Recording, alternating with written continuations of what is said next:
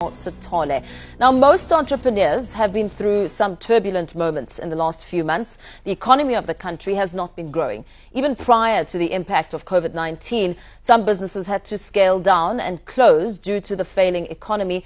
The big question on many entrepreneurs' minds is how the president will address the plight of those trying to resurrect the economy. Joining us to expand on this discussion is Tina Notata from Growth Point, Shawn Theunissen, founder of Property Point, and Celeste Leroux, CEO of React 24. Very good morning to you all. Thank you so much for joining us. I suppose this is one of those nail-biting evenings where you are looking to hear something of substance when it comes to what the president will be delivering, especially when it comes to entrepreneurship. I mean, 2.2 million jobs have been lost in the second quarter of 2020. It brings the total number of unemployed to 4.3 million. It's a substantial amount. Let me start with you, Shawn. What are your expectations?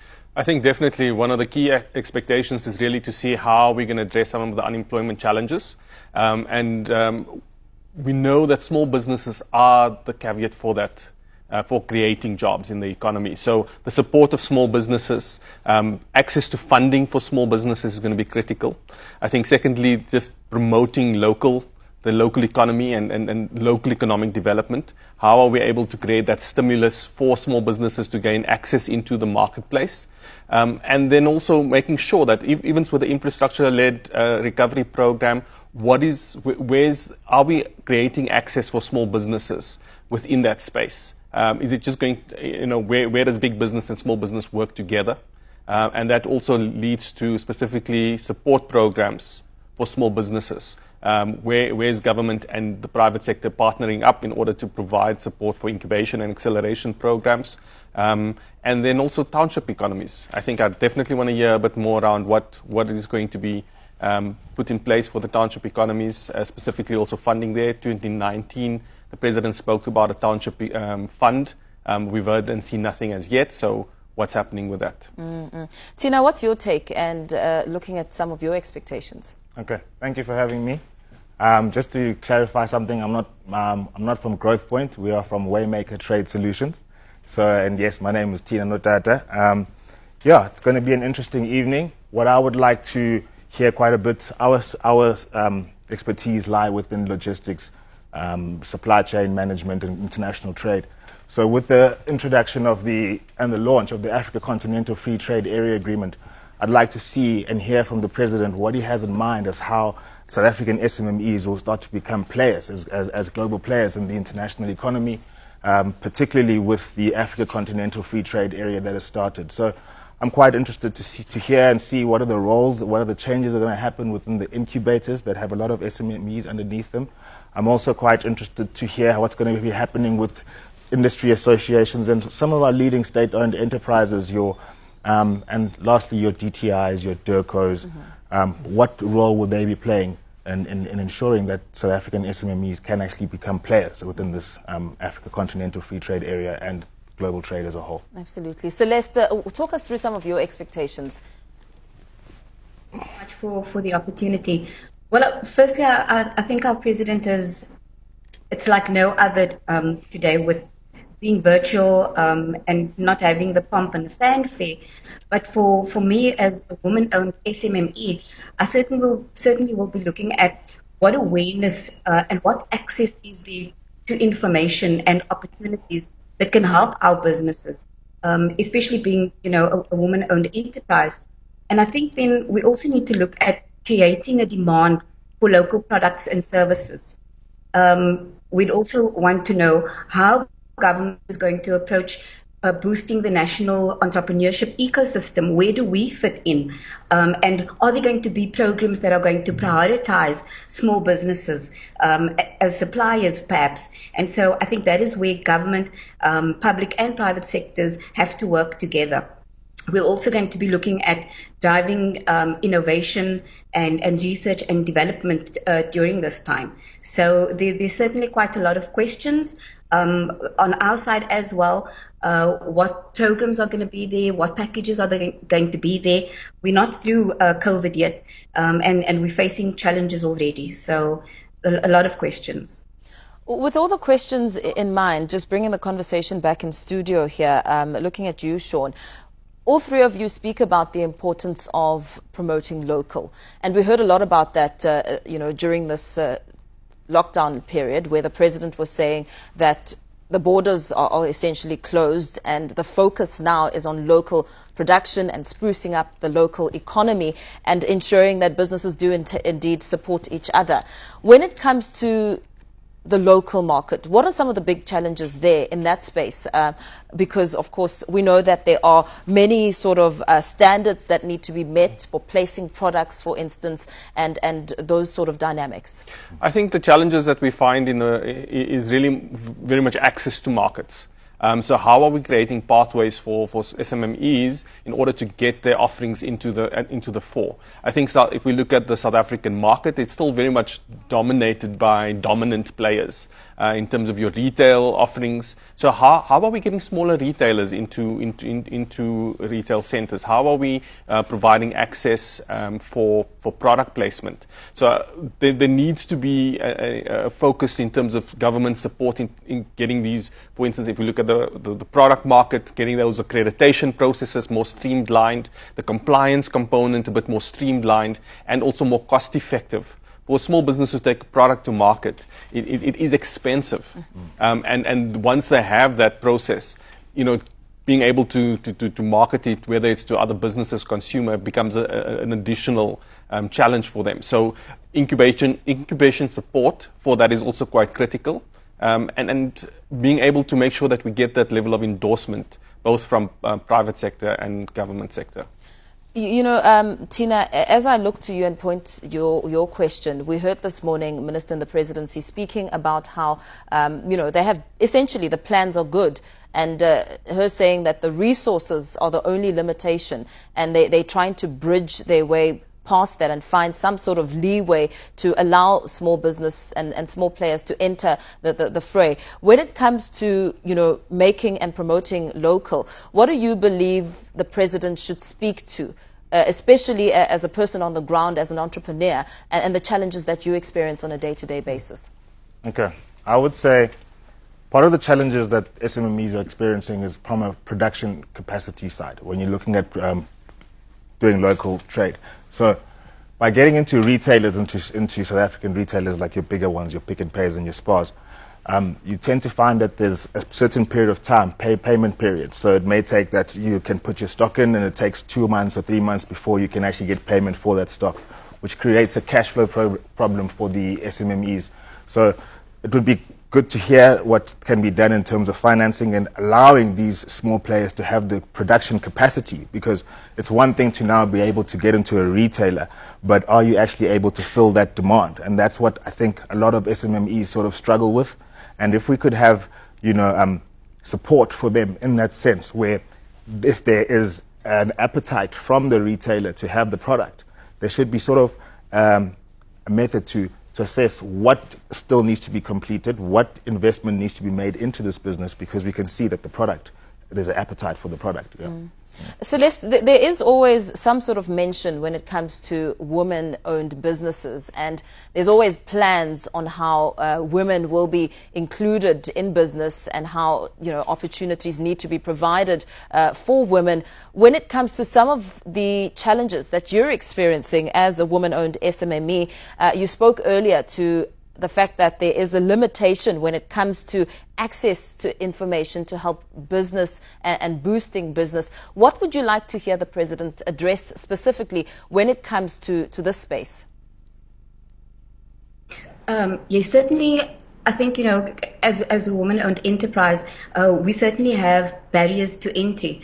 And so we would be looking at access, and let's talk about access to funds. As an entrepreneur, and you go to a lending institution, these lending institutions are risk averse, and so although you supply them with your business plan and your projections, you're not looked at favorably necessarily. Although I think that is very short-sighted, because inevitably entrepreneurs are going to employ more people. More people means economic activity, which means they'll be, doing business in the banking sector.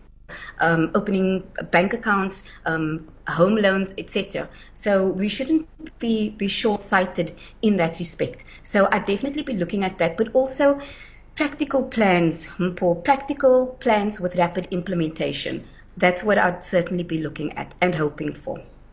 And where are we standing, Tina? Let me take this to you. Where are we standing in terms of moving forward? I mean, businesses have shut, and as entrepreneurs, I'm sure you must be feeling the pinch of the impact of COVID-19 and the way forward in terms of access. Access seems to be the operative word here. Access to funds, access to opportunities, access to the bigger dynamics when it comes to small versus big business. Yeah.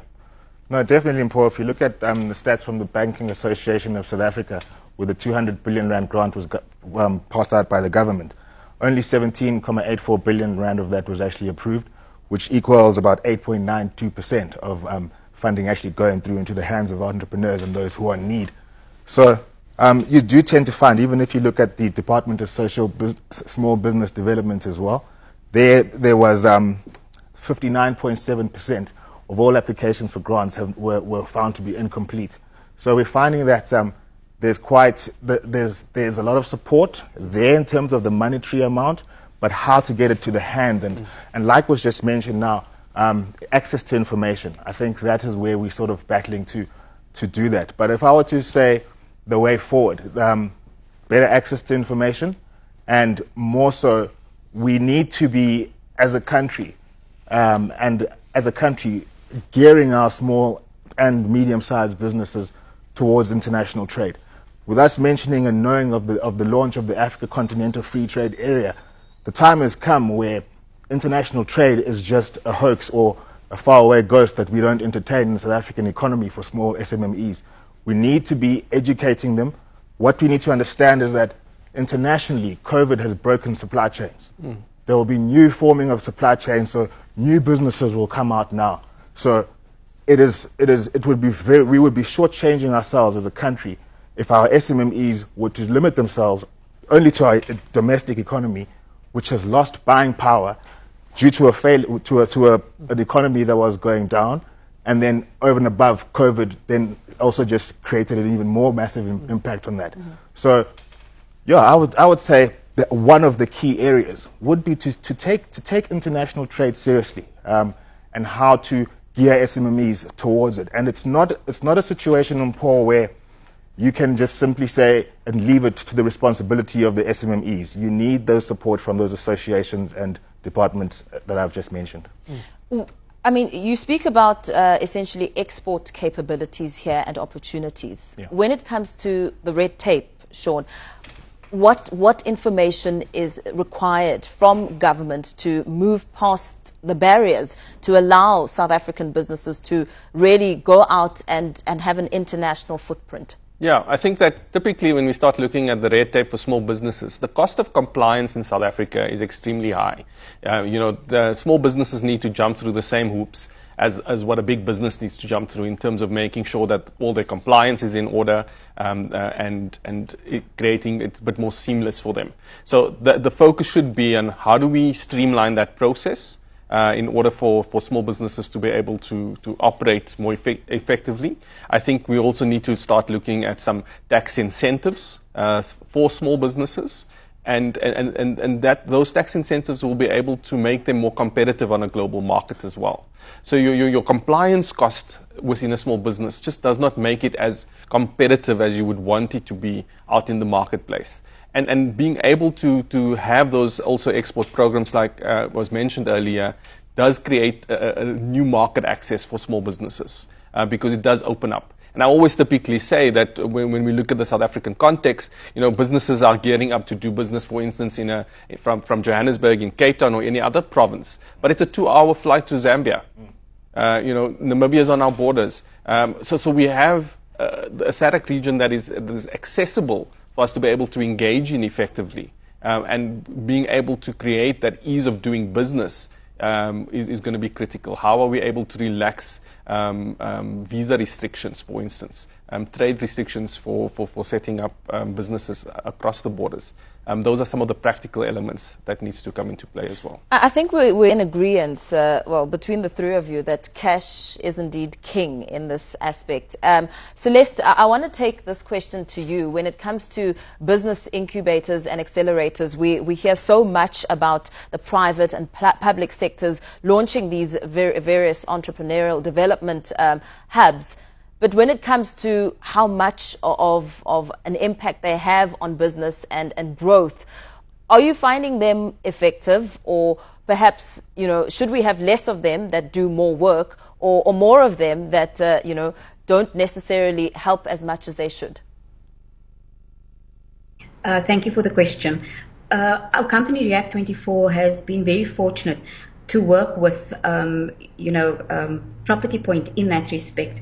And what they've given our business was access to information, to skill our people, to build capacity that we might not have had on our own. So I think we should have more enterprise development programs, but effective ones.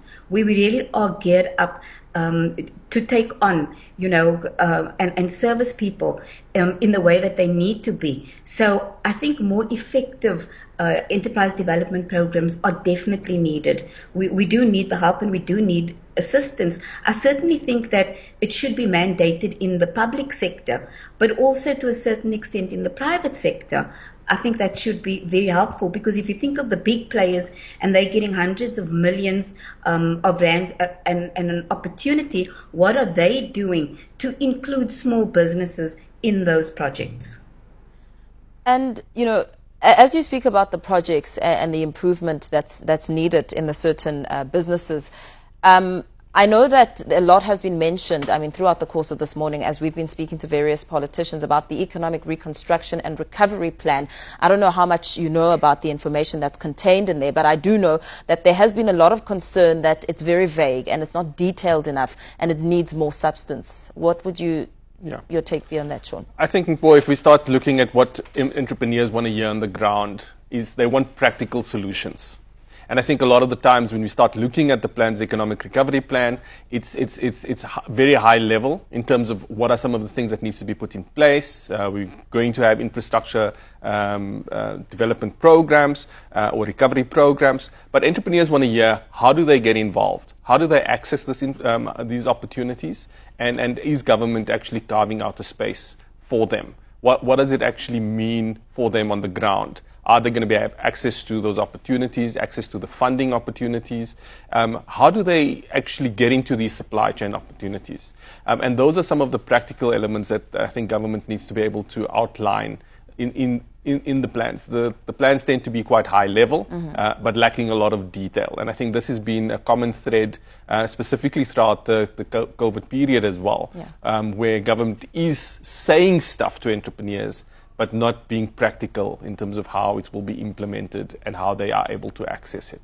And as an entrepreneur, how have you been absorbing this information that's been sent out, Tina, especially during this time where, you've been told as business people to be innovative, and perhaps if one business opportunity fails, there's room to think up a better business or a better idea during a pandemic? Yeah, no, I think I'll agree with the gentleman here that there's a disconnect between theory and application. So you've got the Economic Recovery Plan and what's put out there, it's sort of high level compared to what is actually going on the ground. And I think, I'll bring it back to that same point in the lack of access to information. I know that, a lot of information is trying to be put out there via the news, radio, but it's just not getting down to the people on the ground. Yeah, even that Economic Recovery Plan, I'd be surprised how many of of the entrepreneurs are actually well informed of what is actually entailed there for them. And Celeste, just bringing the conversation back to you. You are CEO of React24, a property services company, and property has really been doing quite well during this time. Looking at, how property has been doing well, and looking at the impact perhaps of COVID-19 on other businesses, What room for growth and opportunity have you identified during this crisis with a business that's going well, and perhaps looking at the other aspects of growth within the sector? I think, Paul, the only reason, that we were able to sort of navigate the crisis was the ability to pivot. And I would encourage any small business to sort of have the agility to pivot. So by sort of looking at your bouquet offering, and so what other products could you include to your clients? My only concern with this whole infrastructure, especially with construction, where lots of jobs are promised, do we have the skill to go with those opportunities? And so government needs to go back to practical implementation. So those skills, are they aligned with the opportunities? And so entrepreneurs like myself, not only just servicing the property industry, but we've opened up a CETA accredited, the first woman-owned CETA accredited plumbing college, for that very reason, so that when those opportunities are available, our people are skilled and they get paid what they are worth. Skills being aligned to opportunities is a really important one here, Shawn. I mean, it makes a lot of sense with so many changes that we're experiencing in the world. Yeah, no, definitely. And I think that when we start looking at our level of unemployment, we want to make sure that we are focusing on skills, specifically, as Celeste mentioned, within for instance, the construction industry and property industry. Those artisan skills are needed in order for us to be able to feed into, for instance, the infrastructure development program. You're going to need plumbers, you're going to need builders, you're going to need welders. And those artisan skills are critical in an economy that needs to recover. Mm-hmm. And I think that's where the focus needs to be. Are we building the skills that's needed in the small businesses and in big businesses to take the economy forward? And Tina, what's your take on skills development? Yeah, okay. Agreeing with Shawn there again. I think skills is quite key to any development because it's what allows people to actually perform at their area of expertise. So I would say, looking at it from a skill point of view, South Africans, if we are looking at, I'm going to bring it back to the international trade space. Yes. And I would say the problem that we have within the SMMEs and international trade and trading with our cross-border nations is actually the lack of knowledge and skill again in how the whole entire process works. And it's a major concern because if you do not have people that have the skill and have the know-how on how these processes work, it can be a very dangerous game to play with SMMEs because international trade can be high capital outlay. Mm-hmm. Now, if you lack skills in terms of how to clear goods into a country, if you lack skills of knowing which mode of transport is most ideal for your goods, do your goods need to be moving in a refrigerated container or not? These things can have dire consequences for small and big business for that matter. So from a skill set perspective, I think that we would need to up the skill level of the entrepreneurs, but it's not only on the entrepreneurs and the SMME owners. We need to have a skill set level within the associations, within the DTIs and the DIRCOs and the import and export desks that are being formed to ensure that that we don't enter into this international trade and entice our SMMEs by saying, hey guys, you've got appetite in Botswana, you've got appetite in Australia. And then when the process happens, due to a lack of skill, it fails. Yeah. Absolutely. Thank you so much for your time. Thanking my three guests on the Entrepreneurs Roundtable, Tina Notata, Shawn Theunissen and Celeste Leroux. Entrepreneurs who will be keeping a very close eye and looking at every single word the President has to say when it comes to access to information being a huge factor here, as well as creating demand for local products and services, some of the points that came out of this discussion. Thank you for your time. Thank you. Thank you both.